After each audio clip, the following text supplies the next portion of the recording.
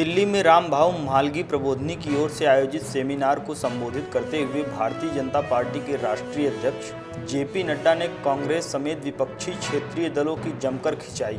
अपने संबोधन के दौरान जेपी नड्डा ने कहा कि अब सियासी दलों में वंशवाद ही दिखाई दे रहा है। केवल भारतीय जनता पार्टी ही ऐसी पार्टी है जहां परिवारवाद नहीं है। बाकी आप किसी भी राजनीतिक पार्टी की बात कर लीजिए, वो सिर्फ एक परिवार के सदस्यों की पार्टी बनकर रह गई है। जेपी नड्डा ने कहा, क्षेत्रीय राजनीतिक पार्टियों में तो ये और तेजी से बढ़ रहा है। इनमें तो विचारधारा एक किनारे और परिवारवाद ही सामने आ गया है। कांग्रेस पर तंज कसते हुए जेपी नड्डा ने कहा कि विपक्षी पार्टी कांग्रेस की तो और भी स्थिति गंभीर है। वो ना तो अब राष्ट्रीय है, ना भारतीय और ना ही प्रजातांत्रिक पार्टी रह गई।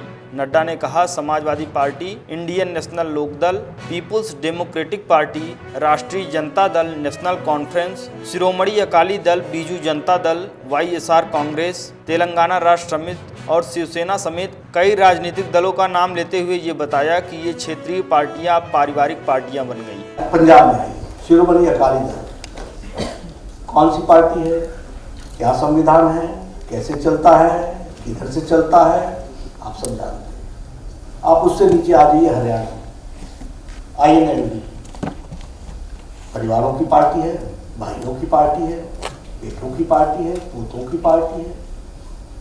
आप इधर उत्तर प्रदेश आ जाइए, बीजेपी किससे लड़ रही है? समाजवादी पार्टी। किसकी पार्टी है? बिहार की पार्टी है। और उत्तर प्रदेश यानी 24 करोड़ का जनसंख्या का प्रदेश है, 24 करोड़। तो आप समझिए कि डेमोक्रेसी के लिए थ्रेट्स कैसे हैं। आपको बता दें कि इस कार्यक्रम में महाराष्ट्र के पूर्व मुख्यमंत्री देवेंद्र फडणवीस, केंद्रीय मंत्री और JDU नेता RCP सिंह और बीजेपी के राज्यसभा सांसद विनय सहस्रबुद्धे समेत कई नेता मौजूद थे। जेपी नड्डा ने पश्चिम बंगाल की तृणमूल कांग्रेस को बुआ भतीजे की पार्टी बताया। वहीं झारखंड में झारखंड मुक्ति मोर्चा पार्टी के मुखिया शिबू सोरेन के बुजुर्ग होने के बाद पार्टी की कमान बेटे मुख्यमंत्री हेमंत सोरेन ने संभाल ली। नड्डा ने कहा कि ये जो परिवारवाद वाली पार्टियां हैं, इनका उद्देश्य सिर्फ सत्ता पाना होता है। ये किसी विचारधारा को नहीं मानते और न ही इनकी कोई अपनी विचारधारा होती है। इनके कार्य भी बिना लक्ष्य के होते हैं। जेपी नड्डा ने कांग्रेस पर हमला बोलते हुए कहा, कांग्रेस अब सिर्फ भाई बहन की पार्टी बनकर रह गई है। ये ना तो राष्ट्रीय रह गई है, ना भारतीय और ना ही प्रजातांत्रिक।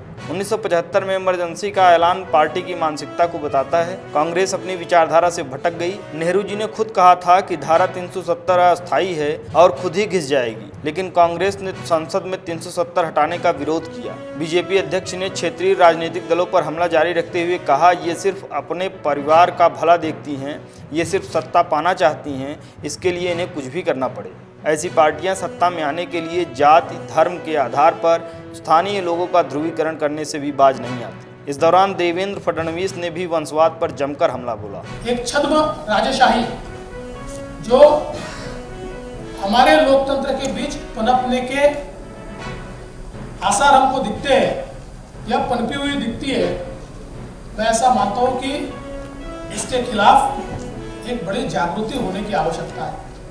राष्ट्र से जुड़ी खबरों के लिए जुड़ रही है NBC हिंदी के साथ। अगर आपने NBC हिंदी को सब्सक्राइब नहीं किया है तो फौरन कर दीजिए, बेल आइकन दबाइए, वीडियोस को लाइक कीजिए, शेयर कीजिए और कमेंट सेक्शन में जाकर बेबाकी से अपनी राय रखिए।